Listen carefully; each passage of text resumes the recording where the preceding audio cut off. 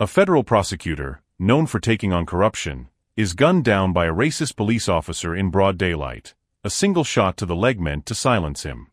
But the officer's moment of power quickly turns to panic as witnesses capture everything on their phones, and justice moves faster than he ever expected. As the courtroom doors slam shut, the officer finds himself on the other side of the law, facing the very system he once abused. The city erupts in protest, demanding accountability, and the verdict will shake the nation. Don't miss the full story. Subscribe and like the channel to stay updated on the fight for justice. The city pulset vis an uneasy erhalb siluntam. The tension palpable beniat the fluorescent glow of streetlights. In the heart of downtown, the looming courthouse stood as a symbol of justice, yet tonight it would become the epicenter of an injustice that would send shockwaves through the nation. Federal prosecutor Elijah Carter strode toward his car in the courthouse parking lot, briefcase in one hand, phone in the other. A relentless force in the legal system, Elijah had spent years prosecuting corruption and organized crime, earning both allies and enemies in equal measure. His latest case, a high-profile indictment of a corrupt police ring, had ignited controversy, and whispers of retaliation had become impossible to ignore. Across the street, officers Daniel Reynolds and Jack Monroe sat idly in their patrol car, eyes locked onto Elijah as he moved through the lot. The tension between them was unspoken but thick, each exchanging a glance that needed no words. Reynolds gripped the steering wheel tighter, his knuckles whitening. He had watched Elijah dismantle careers, seen his peers taken down one by one under the prosecutor's scrutiny. To Reynolds, Elijah wasn't a champion of justice, he was a threat. Monroe, younger and less seasoned, sensed the undercurrent of hostility in his partner. He shifted uncomfortably but remained silent as Reynolds reached for the radio. Elijah, oblivious to the predatory eyes tracking his movements, unlocked his car. The air was still, the usual city sounds distant, almost muted. As he opened the door, footsteps echoed against the pavement.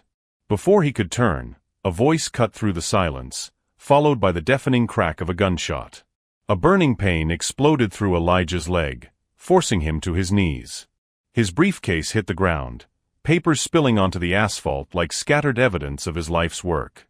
He clutched his thigh, his mind racing between pain and clarity. Blood seeped between his fingers, warm and terrifyingly real. The gunfire had come from Reynolds. Monroe stood frozen beside him, the weight of the moment pressing down on his chest. The adrenaline, the impulsiveness, it had all collided into a single irreversible action. Within seconds, chaos erupted. The sound of the shot had drawn attention from inside the courthouse. Security officers stormed out, their radios crackling, weapons drawn as they assessed the situation. Witnesses shouted, some recording the scene with their phones. Reynolds took a step back, his gun still raised, his breathing ragged. For a moment, he believed he could justify it. The man had reached for something, had posed a threat. But as Elijah looked up at him with a mixture of pain and defiance, Reynolds knew the truth. There was no justification. Only consequence. Monroe, his hands trembling, instinctively reached for Reynolds' arm, attempting to lower the gun. His mind raced with the reality of what had just happened. This wasn't an accident. This was something else entirely. The courthouse doors burst open, and U.S. Marshals rushed forward. Reynolds barely had time to process before he was tackled to the ground. Monroe raised his hands, stepping away from his partner as the weight of the moment sunk into him. Elijah, still clutching his leg, watched as Reynolds was pinned down, his badge ripped from his uniform. The murmurs of the crowd turned into a roar. This was no ordinary shooting. This was the spark of something much larger, and the city would not remain silent. As sirens wailed in the distance, Elijah felt his pain dull slightly, replaced by something stronger. Even as he lay bleeding, he knew one thing for certain: this was not the end. This was the beginning of something far greater than any case he had ever prosecuted. The hospital corridors pulsed with urgency, a steady flow of motion and whispered tension. Elijah Carter drifted in and out of consciousness, the pain in his leg a dull, relentless throb. His body fought against the numbing agents, the weight of his reality pressing harder than any sedative could suppress. Somewhere beyond the fog of pain, he registered the frantic voices of his colleagues, the low murmurs of U.S. Marshals standing guard, the hum of controlled chaos. He was not just a victim, he was a symbol. A federal prosecutor shot by a police officer. There was no containing the wildfire of outrage already spreading across the nation. At the same time, Reynolds sat in an interrogation room, his hands cuffed to the metal table. The adrenaline had faded, leaving behind a hollowed-out shell of a man staring at his own reflection in the one-way glass. His uniform had been stripped from him, replaced with a standard orange jumpsuit that chafed at his wrists. He had spent years believing himself untouchable, shielded by the badge. Now, reality was bearing down on him like a freight train with no brakes. Monroe satt in en nasser room down the hall. Hayes leg bouncing unkontrollably. Every replay of the moment twisted his stomach into knots. He had always told himself he wasn't like the others. He had always believed that when the time came, he would do the right thing. But in that parking lot, he had frozen. He had let it happen. And now, he was trapped in the fallout. Across the city, Nathan Carter watched the news unfold, his fingers gripping the armrest of his chair. He had spent years building cases, exposing corruption, tearing down walls built to protect those who wielded power unjustly. But this was different. He had no control over this case. He was now a player in a game where the rules were changing every second. In the press room, reporters flooded the airwaves with updates, legal analysts dissecting every angle. Social media was a firestorm, divided between those demanding swift justice and those twisting the narrative into something unrecognizable. Back at the hospital, Elijah fought against the heaviness pressing down on him. He had to focus. He had to be present. This was far from over. He knew that his case, his name, would become a rallying cry. But more than that, he knew there were forces already moving to ensure that justice would remain just out of reach. In another part of the city, a high-ranking official in the police union ended a call with one of the most powerful attorneys in the state. Damage control was already in motion. They could not let this one officer take the fall alone. They needed an angle, a distraction, a way to make this about something, someone else. As the night wore on, the stakes only grew higher. Justice was not a guaranteed outcome, not in a world where power dictated truth. And for those involved, one thing was clear: no one was walking away from this unscathed. Elijah Carter fought against the weight pressing down on him. His body felt heavy, but his mind was sharper than ever. The dull ache in his leg was a constant reminder of how close he had come to losing everything. He refused to close his eyes, refused to give in to the exhaustion creeping into his bones. Wer se konnt mattert now. At the police precinct, Reynolds sat with his hands gripping the cold steel of the interrogation table. He wasn't speaking. His lawyer had advised silence, but his mind was screaming. Every headline, every flash of outrage on the television screen outside the room was proof that his time was running out. The shield he once hid behind was no longer protecting him. Monroe, on the other hand, couldn't keep still. The panic clawed at him, a relentless force he couldn't ignore. He had made a choice. Maybe not by pulling the trigger, but by standing still, by letting it happen. Now, the weight of his inaction crushed him. Nathan Carter paced inside his office, his phone buzzing with updates every few seconds.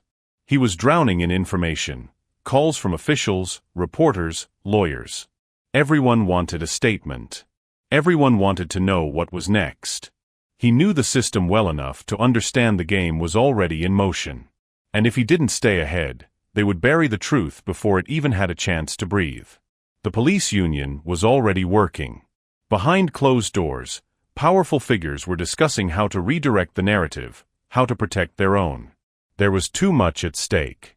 If Reynolds went down, if this became the symbol of corruption exposed, then everything they had worked to conceal would unravel. They couldn't let that happen. Back at the hospital, Elijah clenched his fists. He had spent years fighting cases like this, uncovering the patterns, the lies, the manipulation. But now, it wasn't just a case. It was his life. He wasn't just the prosecutor anymore. He was the evidence, the living proof of what they tried so hard to deny. Hours passed, and the media firestorm intensified. Protests erupted outside the courthouse, voices demanding accountability. The city was no longer silent. People who had once felt invisible now stood together, refusing to let this moment pass without consequence. In the darkness of a private boardroom, decisions were being made. The police commissioner, members of the city council, and top law enforcement officials gathered, their voices hushed but urgent. Their problem was no longer the shooting, it was the aftermath. By the time the sun began to rise, the battle lines were drawn. Justice was not a passive process. It had to be seized, fought for, dragged into the light. Elia wasn't waiting anymore. He was preparing. Ze war hart begun. The weight of the moment pressed down on Elijah Carter as he forced himself upright. The hospital room was no longer a place of recovery, but a battlefield where strategy had to be devised. His body throbbed with pain, but he had learned long ago that pain could not stop him. The walls were closing in, and every breath felt like a countdown to the next confrontation. Reynolds sat in a cell, his mind a volatile storm of anger and desperation. The walls around him were suffocating, the metallic clang of bars locking him in a haunting echo. He had been sure his badge would protect him, that his version of events would hold. But the weight of evidence, the eyes of the world watching, stripped him of any illusions. His lawyer had warned him to remain silent, but silence was a prison of its own. He replayed the moment over and over, searching for an escape that did not exist. Monroe had become a ghost. The world outside knew his name now, but he wanted nothing more than to disappear. Every breath felt like borrowed time. He had tried to tell himself that he wasn't responsible, that he had just been following orders, but the image of Elijah falling haunted his every step. He saw the blood, heard the gunshot, and felt the sickening weight of guilt pressing harder each day. He knew his silence had a cost, but he wasn't sure he had the courage to pay it. Nathan Carter had no time for hesitation. The case had become a wildfire, and he was in the center of the storm. He had spent years dismantling systemic corruption, but never had the stakes been so personal. His phone never stopped ringing, officials demanding updates, journalists sniffing for exclusives, community leaders organizing rallies. He had to be careful, methodical. One wrong move, and everything could collapse. But hesitation meant failure, and failure was not an option. In the highest offices of law enforcement, panic had taken root. The police union held emergency meetings behind closed doors, strategizing damage control. The problem was no longer just Reynolds, it was the precedent. If he fell, others would follow. They needed to reframe the story, shift the blame, turn the public's gaze elsewhere. Whispers of fabricated evidence, misdirection tactics, and political leverage filled the air like poison. They had played this game before, but this time, the rules were changing too fast. Outside, the city boiled with unrest. Protests swelled beyond expectation, a tide of voices refusing to be silenced. The anger was raw, unfiltered, and relentless. The people had seen too much, lost too much, and they would not retreat. Each hour brought new fuel to the fire, videos circulating, testimonies emerging, voices growing louder. The city was on the edge of something irreversible, and everyone involved knew it. Elia inhaled sharply, ignoring the sharp stab of pain. He had no choice but to push forward. The battle was no longer just about his case, it was about something much larger. The truth was a weapon, and he intended to wield it before it could be taken from him. The war for justice had begun, and there was no turning back. Elijah Carter's pulse pounded in his ears as he gritted his teeth against the pain. The hospital bed felt like a cage, but his mind was already outside, racing ahead to the inevitable fight. He wasn't just a victim, he was a symbol now, a name spoken in protest chants, a face on countless news broadcasts. He had prosecuted powerful men before, but this was different. This time, he was both the plaintiff and the evidence. Reynolds sat in his cell, seething with resentment. The walls felt closer every minute, his world shrinking by the second. He had always believed the system would protect him, that the badge was enough to keep him untouchable. Now, it was nothing more than a piece of metal they had stripped from his chest. He clenched his fists, the reality sinking in. He was going to trial. The unions had promised support, but he could feel the distance growing. He had become expendable. Monroe avoided mirrors. He didn't want to see his own face, didn't want to meet the eyes of the man who had stood by and let everything happen. His name was out there now, plastered across headlines, dissected in panel discussions. Coward. Complicit. The words clung to him. He had thought staying silent would keep him safe, but silence had only made him a target. Every fiber of his being told him to run, but he knew there was nowhere left to go. Nathan Carter was relentless. Every connection, every resource, every ounce of leverage, he was using it all. This wasn't just another corruption case. This was war. His phone was a constant barrage of calls, journalists hunting exclusives, officials trying to gauge the fallout, activists pushing for action. The city was shifting under their feet. He had to stay ahead of it, had to make sure the truth wasn't buried in bureaucratic backchannels and legal loopholes. Behind closed doors, powerful men plotted. The union leaders were calculating their next move, balancing strategy with self-preservation. If Reynolds went down, the floodgates would open. Internal investigations. Civil suits. Public scrutiny that wouldn't just stop at one officer. They needed a distraction, a counterattack. Their survival depended on shifting the narrative, on sowing enough doubt to make people question what they had already seen. On the streets, the protests grew. The energy was no longer just anger, it was purpose. People weren't just demanding justice for Elijah Carter. They were demanding an end to something much larger, something deeper. The chants echoed through the city, carrying his name like a battle cry. Elias fingers tightened around the edge of the bed. He wasn't done. They had tried to silence him, to reduce him to another headline, another case. But he wasn't just going to survive. He was going to fight back. The war wasn't just in court, it was in the streets, in the air, in the conversations happening in every home. He had spent his life dismantling the machinery of corruption. Now, they had given him a reason to burn it down. Elijah Carter pushed past the pain, his mind sharper than it had been in days. The city outside roared with protests, a storm of voices refusing to let this moment pass. Every headline, every social media post, every whispered conversation held his name, but it wasn't enough. He had to act before the system did what it always did, bury the truth beneath bureaucracy and silence. Reynolds sat stiffly in the courtroom, his expression betraying nothing. He was learning now what it meant to be on the other side of the law, to have his fate decided by forces outside his control. His attorney whispered strategy into his ear, but he wasn't listening. His mind was stuck on the faces of the jurors, scanning for any sign of sympathy. He found none. Monroe had become a pariah. His attempt to stay quiet had only made him an even larger target. No allies in the department. No friends left on the outside. The weight of guilt sat on his chest, heavier than any uniform he had ever worn. Every step outside was a reminder of what he had done, or failed to do. Nathan Carter movet trug se chaos like a manon a mission. Every leak, every hidden memo, every off-the-record conversation was a puzzle piece, and he was putting the full picture together. The police union was in full damage control, pushing back, rewriting the story, planting doubt. They weren't just protecting Reynolds anymore. They were protecting the whole structure he represented. If he fell, others would follow. Behind closed doors, men in power were making decisions. The protests were growing, the public outcry louder than expected. They needed an escape route, a way to shift the blame, to create enough uncertainty that the momentum slowed. Someone had to be sacrificed, but who? The balance of power had to be maintained. The courtroom proceedings moved too fast and too slow all at once. Testimonies, cross-examinations, legal maneuvering. But the truth was already out there.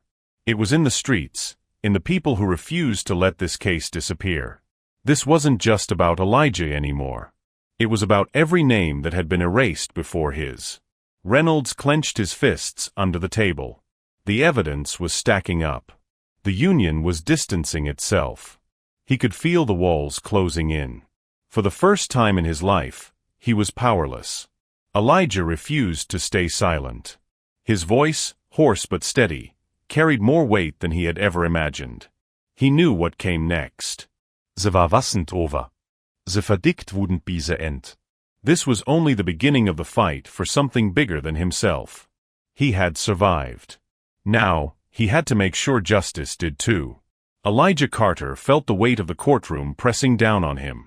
The trial had entered its final phase, and every testimony, every shred of evidence, felt like a moment suspended in time. The prosecution had built a case that left no room for doubt, but he knew better than anyone that truth alone did not guarantee justice. His leg throbbed, a reminder of why he was here, of what had been taken from him. Reynolds sat at the defendant's table, his hands folded so tightly his knuckles turned white. The arrogance that once defined him had faded, replaced by something colder, fear. He could see it in the way the jurors looked at him, in the way the audience held their breath whenever his name was mentioned. The union had done everything it could to shift the narrative, but momentum was against him. His world was slipping, and there was nothing he could do to stop it. Monroe remained on the fringes, caught between cowardice and the crushing guilt that refused to loosen its grip. He had played his role, had remained silent when it mattered most, and now he was drowning in the consequences. Every look from his former colleagues, every headline flashing across the screen, told him the same thing: he would never escape this. Nathan Carter moved through the courthouse like a shadow, weaving between reporters and officials, piecing together the final moves of this game. The police union was preparing for the worst. They had tried everything: character assassinations, fabricated evidence, media distractions, but none of it had stuck. The public had seen too much, had felt too much. There was no rewriting this story. Inside closed chambers, powerful men weighed their options. A guilty verdict for Reynolds would set a precedent they had long feared. It would mean accountability. It would mean doors opening that had remained locked for too long. Some whispered about last-minute deals, desperate bargains to prevent what was coming. But it was too late. The verdict was already being decided, not just in the courtroom, but in the streets, in the conversations happening across the country. As the jury deliberated, the city held its breath. Protesters filled the sidewalks, their voices rising above the chaos. There was no silence left, no room for complacency. This wasn't just about Elijah anymore. It was about every name that had been forgotten, every case that had been buried. Reynolds stared at the empty space in front of him, the realization creeping into his bones. There would be no redemption, no escape. The truth had caught up to him, and for the first time in his life, he had no power to outrun it. Elijah closed his eyes for a brief moment, inhaling deeply. No matter the verdict, he had already made his decision. This fight wasn't ending here. This was only the beginning of something far greater. The courtroom stood still, every breath held in anticipation as the jury re-entered. Elijah Carter's heart pounded in rhythm with the weight of the moment, his body tensed despite the lingering pain in his leg. The trial had been more than just about him. It was about a system long overdue for reckoning. He knew this verdict would set a precedent, one that could either ignite change or reaffirm the status quo. Reynolds sat motionless, his face unreadable, but his fingers twitched against the table. He had told himself over and over that the system would protect him, that no matter how damning the evidence, someone would intervene. But now, as he glanced at the jury, at the hardened expressions that refused to look at him with sympathy, he felt the first cracks of true fear. His lawyer sat rigid beside him, ready to spin whatever outcome they were about to hear. Monroe lingered just beyond the press pit, his stomach twisting itself into knots. He had never wanted to be here, to be part of any of this, but avoiding it hadn't saved him. He could feel the weight of his silence pressing down, an invisible force he couldn't shake. He had played his part, one of an action, and now he was being forced to face it, just like everyone else. Nathan Carter's hands were clasped behind his back as he surveyed the scene. He had worked tirelessly behind the scenes, uncovering every hidden document, exposing every lie, ensuring no stone had been left unturned. This was the moment where the system had to choose. Would it protect itself, or would it finally hold one of its own accountable? The foreperson cleared their throat. The silence became deafening. When the words finally came, they shattered the stillness. Guilty. Elijah barely had time to register the rush of air leaving his lungs before the room exploded. Gasps, cheers, outrage. It all collided into a cacophony of sound. The press surged forward, flashes of cameras illuminating the moment that would define a generation. The protests outside grew louder, the energy of the city shifting in a way that could never be undone. Reynolds slumped back into his seat, the fight draining out of him. The protection he had always relied on had failed. He turned, searching for someone, anyone, to save him. But the police union leaders had already distanced themselves, and his colleagues in the department refused to meet his eyes. He had become exactly what he had feared, an example. Monroe felt the room press in around him. He knew this wasn't the end of it. There would be fallout, investigations into every officer who had turned a blind eye. His name wasn't on the stand today, but it might be soon. The realization clawed at him, but for the first time, he didn't try to push it away. Nathan Carter exhaled, the culmination of months of work boiling over into this singular moment. But he knew better than to celebrate. The fight wasn't over. One verdict wasn't justice. It was a door cracking open, an opportunity to push harder before it closed again. There would be appeals, new battles, attempts to erase everything that had been done here. He had to stay ahead. Elijah remained seated as people around him moved, congratulated, argued. He closed his eyes briefly, exhaustion settling deep in his bones. He had won this battle, but the war was still raging. Justice wasn't a moment, it was a process, a fight that never truly ended. And as long as the system tried to resist change, he would be there to force it forward. Outside, the city roared. Not just in protest, not just in celebration, but in the undeniable recognition that something had shifted. And no one was willing to go back.